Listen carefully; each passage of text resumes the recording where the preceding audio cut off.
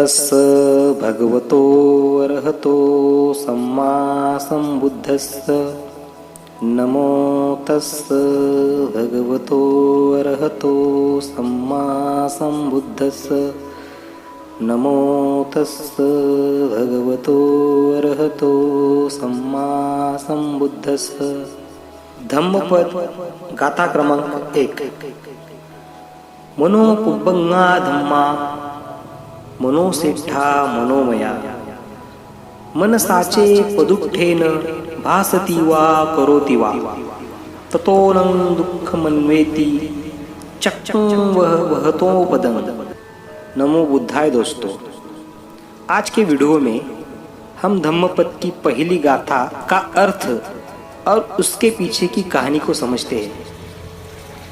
तथागत बुद्ध अपने जीवन भर अनेक लोगों को अनेक उपदेश देते गए। उनके पास कोई समस्या या कोई प्रश्न लेके आता था, तब तथागत उससे प्रति प्रश्न पूछ लिया करते थे या कोई कहानी सुना के उसके जरिए बहुत आसानी से ज्ञान दिया करते थे। इस कहानी में भी तथागत ने जीवन जीने के लिए सबसे उपयुक्त ऐसा संदेश दिया है।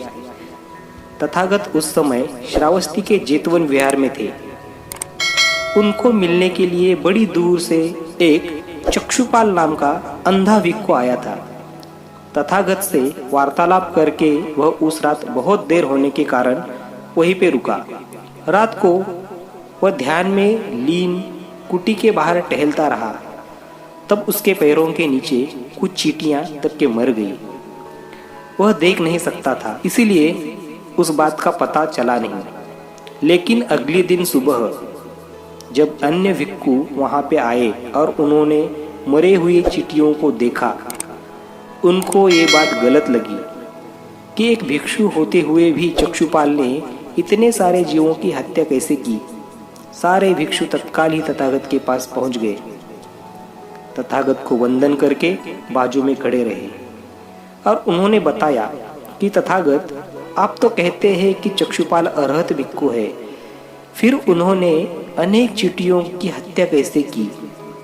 एक अरहत भिक्षु है तो फिर भी वह अंधा कैसे है? तथागत ने तब भिक्षुओं को चक्षुपाल के बारे की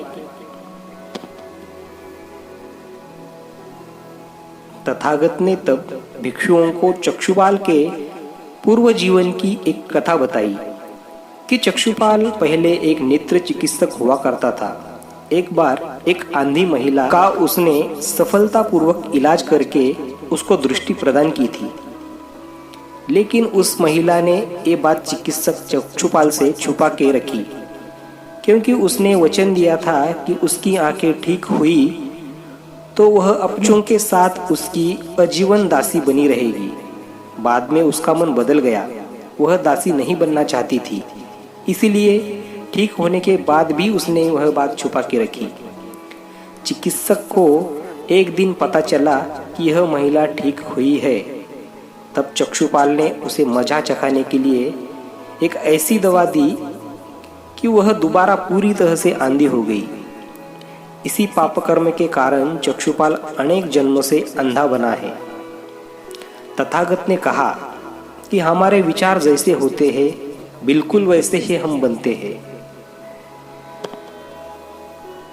तथागत ने कहा, हमारे विचार जैसे होते हैं हम बिल्कुल वैसे ही बनते हैं।